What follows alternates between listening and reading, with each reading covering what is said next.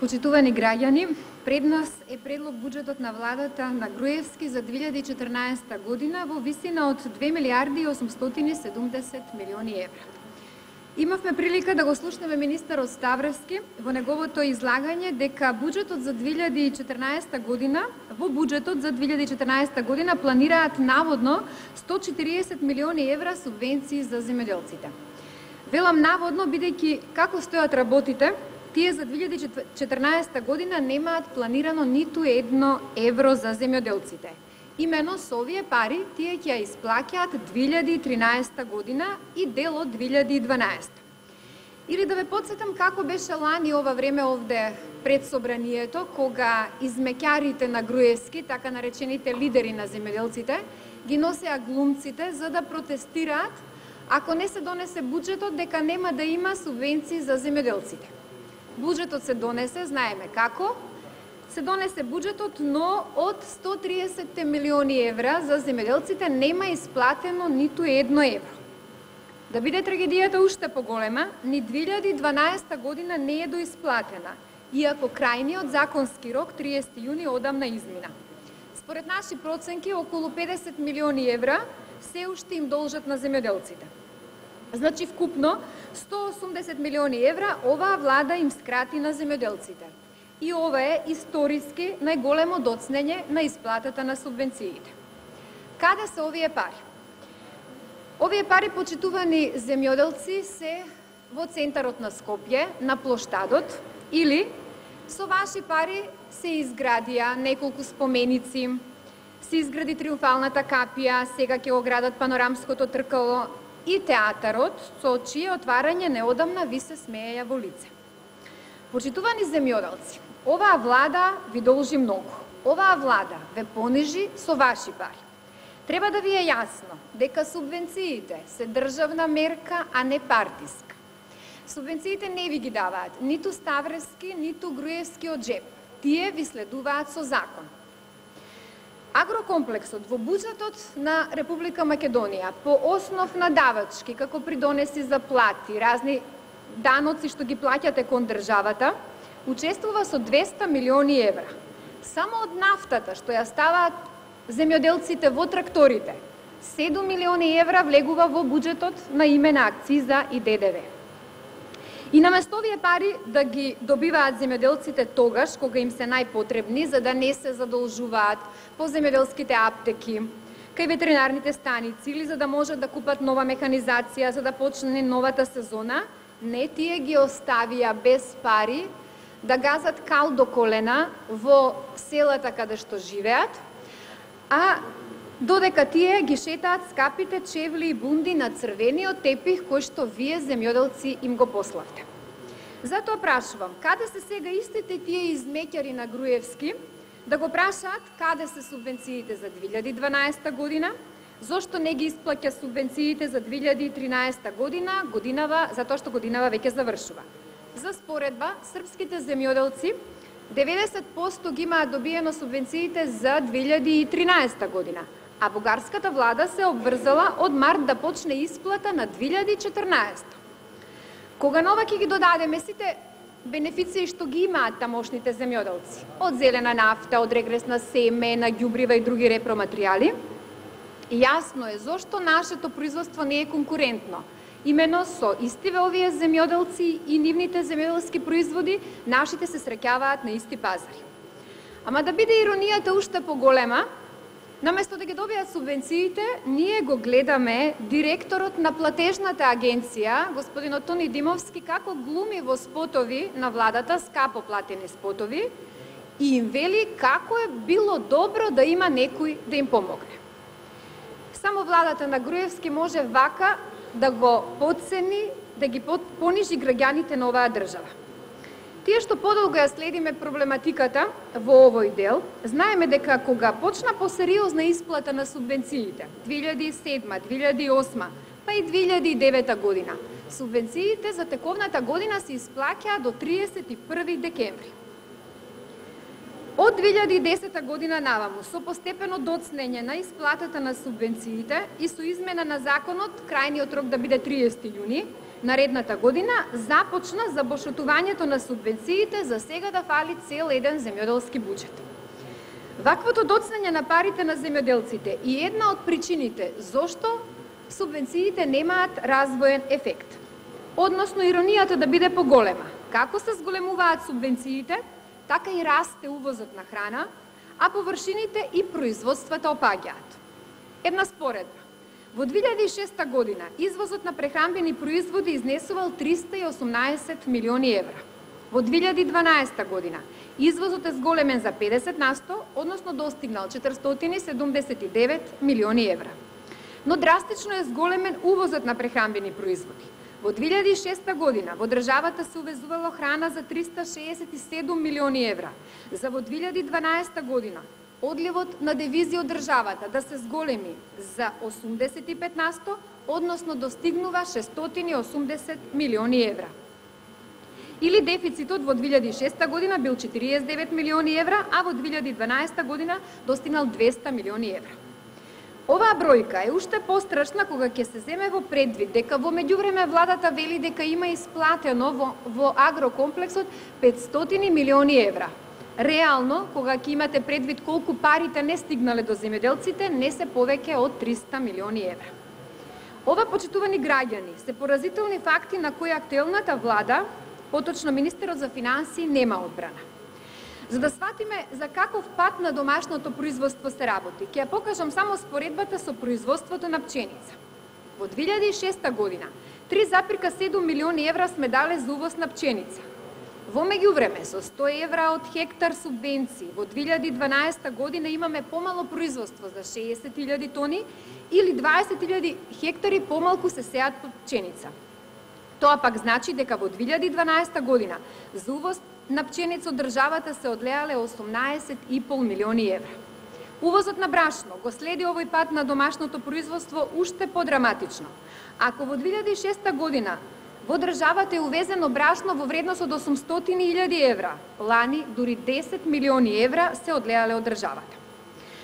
Значи, почитувани граѓани, освен тутуно производството, до годинава, сега со катастрофалниот почеток на откупот, ќе видиме колку и тука земјоделците ќе се разочараат. Значи, освен тутуно производството и делот овоштарството, сите други производства можат да се покажат на овој начин и тоа мора сериозно да не загрижи. Некаде имаме проблем. Евидентно е дека субвенциите немаат никаков развоен ефект.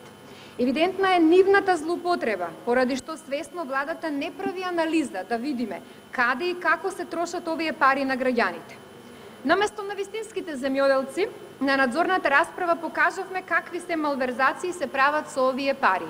Со доделуваат субвенции за насади сореви што не постојат, се даваат на луѓе блиски на власт огромни површини на земја под концесија, потоа таа се пријавува за субвенции, земјата секако не се работи. Тоа е разработена шема по која се украдоа милиони евра од сите граѓани. Освен правилната распределба на субвенциите кај вистинските земјоделци, за да има развоен ефект субвенциите, мора да има оптимален рок на исплата на оваа државна поддршка. И тоа согласно производството.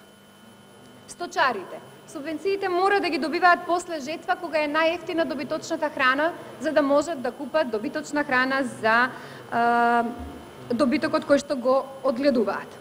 Поледелците, субвенциите мора да ги имаат во септември, за да може да се подготват за есенската сејба. Лозарите и овоштарите, парите мора да ги добијат во февруари пред почетокот на новата реколта. Градинарите и оризопроизводителите во март, тутунопроизводителите по завршување на откупот. Само на времено добивање на субвенции ќе може да им помогне на земјоделците тие да имаат конкурентно производство. Она што сега се случува е никаква транспарентност во распределбата на субвенциите. Или, освен Ставревски, Груевски и директорот на платежната агенција Тони Димовски, никој друг не знае кога, на кого и колку се исплаќаат субвенции. Она што ние го знаеме од терен е поразителна слика, пропаѓање на македонскиот аграр и осиромашени, понижени земјоделци и исплашени агробизнисмени кои не смеат да писнат да ја кажат реалната состојба, бидејќи веднаш ќе им дојдат инспекции или пак ќе им ги скратат субвенциите. Земјоделците ги доведоа до тоа да речат не сакаме субвенции, само да имаме пласман, да имаме поевтина нафта, да има повисоки откупни цени.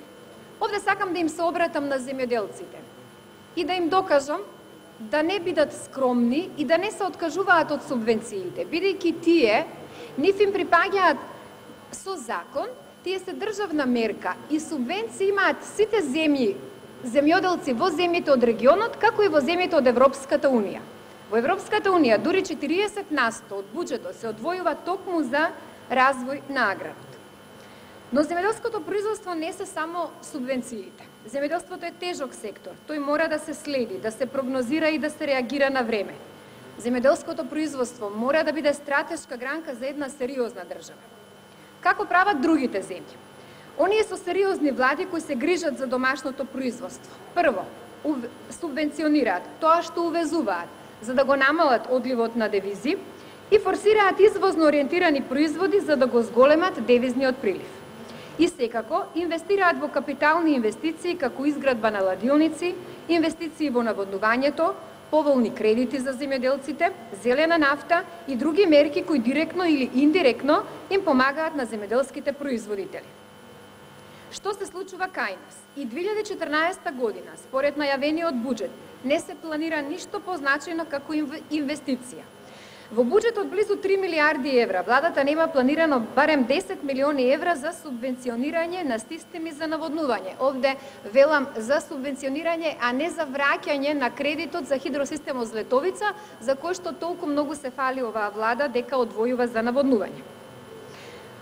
Тоа што сега го најавува владата се пари кои ќе ги дава за враќање на кредитот на хидросистемот Злетовица. 7 години, речиси ништо се нема реално инвестирано во системите за наводнување. Затоа таму состојбата не е очајна. Затоа земјоделците и немаат конкурентно производство. Од некогашните 120.000 хектари пред неколку години, сега вода доаѓа на едва и 20 до 25.000 хектари, кои што се под систем за наводнување. Одамна експертите и агробизнисмените апелираат да се зголеми производството на пченка како најважна култура за сточарското производство. Ја спомнувам како пример за да покажам што значи кога би имале 10.000 хектари под систем за наводнување. Тоа значи дека ќе може да се произведува пченка која што ќе ги задоволи домашните потреби, со тоа ќе имаме поевтино месо, млеко, јајца. И за овие 5 години, 6 години наназад, да се издвојуваа пари досега по 10 милиони евра за системи за наводнување, ќе можеше да го овозможиме ова. Или во 3 милиарди евра да има пари за реклами во кои ќе глуми директорот на платежната агенција и други непродуктивни проекти, а да нема за изградба на ладилници и откупни центри кои ќе им помогнат на земјоделците да не ги уценуваат трговците. Мислам дека оваа влада во овој дел има постигнато рекорди. Колку само странци имаат најавено дека ќе градат откупни центри. Веќе смешно станува како кој наводен инвеститор ќе дојдеше во Македонија, прво што најавуваше беше изградба на агроберзи. Или каде и да одеа министрите на тоа шетањата по светот да бараат инвеститори, прво што ќе најавеа беше агроберза. Досега кој не изгради? Литванци, руси, турци, холанѓани. На терен нема ништо од ова. Додуша сега актуелни стануваат краварските фарми и индиските инвестиции, па биле тоа и контроверзни и нереални. Баш ме интересира министерот Ставревски дали знае, дали нивата која што му ја заора на Субрата Рој, дали ја имаат пријавено за субвенции, бидејќи и денеска можеше да се види и сите што патуваат на тој крај можат да приметат дека таму освен трња нема ништо друго. Во меѓувреме, бидејќи немале трактори, позајмени биле тракторите, менаџментот на фирмата на Субрата Рој оделе по селата во околината на каде што се наоѓаат површините и ангажирале земјоделци со поголема механизација за да им ги изораат овие површини. Изорале околу 800 хектари, но немале пари, не ги платиле и тие се откажале. Значи, зборот ми е дека оваа влада толку ги понижи македонските граѓани, особено земјоделците, што е недозволиво, и се тоа зборува за една голема несериозност, немање стратегија, немање никаков интерес за земјоделското производство. Најголемиот интерес на оваа влада е дали ќе има пари, субвенции за предизбори. Толку, ништо друго не ги интересира. Да се вратам на буџетот и на отворените прашања, меѓу кои најгласно, најважно за земјоделците сите овие 7 години беше дали ќе имаат и бараат да имаат зелена нафта. И за овој буџет предложивме како опозиција да им се обезбеди на земјоделците зелена нафта и овде сакам да им докажам, поточно да ги информирам земјоделците, дека не е точно кога ќе слушнат дека владата вели не може да има поевтина нафта, бидејќи нафтата има цена на светските берзи. Половина од цената на нафтата отпаѓа на акциза и ДДВ, што значи дека треба државата да се откаже од овие давачки кои што влегуваат во буџетот и тоа се 7 милиони евра годишно. На тој начин земјоделците ќе имаат поевтина нафта, каква што имаат сите други земјоделци во регионот и барем во тој дел ќе бидеме конкурентни. Почитувани граѓани, проблемите во земјоделството се големи. Поради погубните земјоделски политики на оваа власт, опасноста од намалување на домашното производство и натаму е голема. Несигурен пласман, ниски откупни цени, скапи репроматеријали. Не треба земјоделците да кажуваат колку е лошо. Додуша сега они немаат каде да кажат колку е лошо, со оглед на тоа дека нема медиум кој што тоа би го проследиле и веројатно затоа Собранискиот канал е толку гледан кај земјоделците, бидејќи само тука можат да слушнат реална ситуација за нивните проблеми. И без да ги прашате колку им е тешко, можете само споредбата со бројките, односно со цените на основните репроматеријали во 2006 година и сега и секи ви биде јасно. Например, 3,15 во 2006 година било 600 денари вреќа, сега е 1600. Нафтата била 40 денари за литар, сега е 70 денари литар. Заштитите средства исто така се покачени 70 до 80%. Дополнително нема земјоделец што не се пожалил пак на лошиот квалитет. Од друга страна, откупната цена на грозјето е иста како и 2006. Цената на доматите е тука некаде, пченицата исто така. Како тогаш да биде подобро од 2006 година.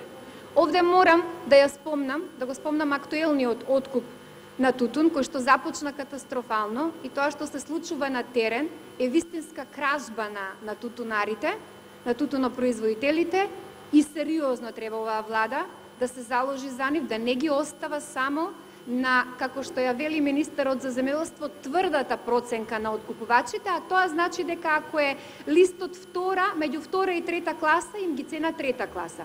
Разликите во цената на класите е голема и затоа да не оставите овие луѓе да бидат толку разочарани и украдени од страна на откупувачите. Ке завршам со тоа дека ова сето што го наведов, доаѓам пак до буџетот и до државната поддршка. Затоа е толку важно оваа поддршка да биде сериозна и навремена. За жал продолжуваат малверзациите, понижувањето на земјоделците со една државна мерка која наместо да биде историски највисока како што ја најавува Ставревски, и историски најголем криминал на власта на штета на сите граѓани на оваа држава.